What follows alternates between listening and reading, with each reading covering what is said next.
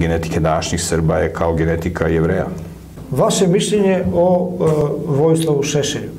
I pitanje za vas vezano za njega, kako komentarišete to, gde su se radikali javljali, gde su branili Srbe, tu više Srba nema? To da li neko bio komunista i da li neko imao neku zabludu u životu, to je skroz nebitno. Ja ne znam da li je Šešelj bio komunista ili nije bio, to je skroz nebitno. Ljudima se, tako su prigovarali, ne znam, Slobodanu Miloševiću da je on komunista. To što je Slobodan Milošević bio nekad komunista, to nema nike veze. On čovjek je promenio svoju ideologiju. I apostol Pavle je bio najveći progonitelj hrišćana, pa je posle postao najveći hrišćanin. Znači, ljudi su skloni da pronalaze drugima mane. I to da pronalaze mane onima koji najviše rade. Razumem? Tako su pronalazili mane Slobodanu Miloševiću, tako danas pronalaze mane Aleksandru Vučiću, tako pronalaze mane Vojislavu Šešelju. Vojislav Šešelj je jako puno dobrih stvari uradio. Razvalio je Haški tribunal, pomagao je Slobodanu Miloševiću kad je bilo najteže, svi su bežali od Slobodana Miloševića, a on je stao da ga brani, što je veliko herojstvo i junaštvo. Tako da Vojislav Šešelj je neko ko je branio srpski narod gde god je mogao, najbolje što je mogao. Znači, on nije savršen, nema savršenih ljudi. Bog radi na terenu, sa ljudima koji ima na terenu. A to što tamo gde je on branio ljude, više nema Srba, pa bolje da ih nema, nego da su postali ustaše.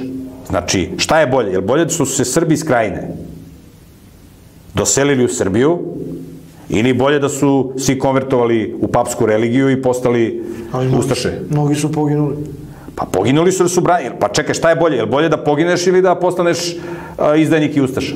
Znači, oni nisu morali da poginu. Mogli su svi da pređu u papsku veru i da postanu, razumeš, papisti.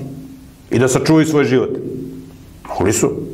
Kao što su mnogi uradili tokom istorije. Znači, oni su izabrali da čuvaju svoje dostojanstvo, da čuvaju svoj moral, da čuvaju svoj sistem vrednosti, koji nije savršen.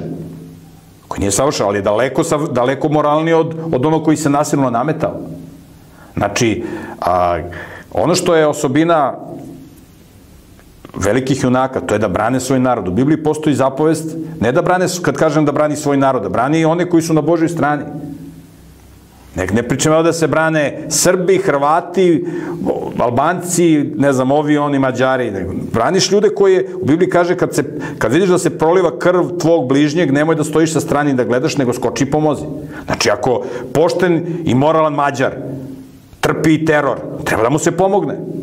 Jer on pošten, vredan, domaćin, treba da mu pomogneš, on je tvoj bližnji. A to što se neko izjašnja da je Srbina fukara, kako ti budali da pomogneš? On ide da pije, da se kurva, da ovo, da ono, kako ja njemu da pomognem? Ne možeš da mu pomogneš kad ga zakon štiti da to radi. Ali nevinog čoveka kad ubijaju, kad nevinog čoveka proganjaju, treba da mu pomogneš. I to je radio Šešelj, pomagao je Srbima u Krajini, svuda gde su oni stradali. Ne samo Srbe, nego pomagao je i poštene Hrvate, i muslimane, i sve. Nema kod Srba koje si vere i nacije, nego jesi pošten i moralni nisi, zato i danas u Srbiji mogu svi da žive. Tako da ta priča i pronalaženje manja Vojislavu Šešelju, o Šešeljevim manama može da priča neko ko je veći čovek od Šešelja, koji više uradio od Šešelja za otadžbinu i za narod. Taj može da komentariše Šešelja i možda ga komentariše u 4 oka.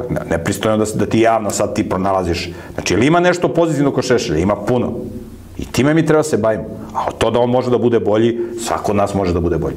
Tako da ovo je glupa priča. Ovo sad, on u formi pitanja, ovaj gledalac hoće da pronalazi mane Šešelju. To je šuplja priča. Ne možeš ti, prijatelju, da pronalaziš nekome koji ima ne znam koliko 5 dece i koji je branio otadžbinu i patriotizam i srpstvo gde god je mogao, na najbolji način što je mogao. I pomogao je mnogima. I mnogo je ljudskih života on spasio. Mnogo ljudskih života.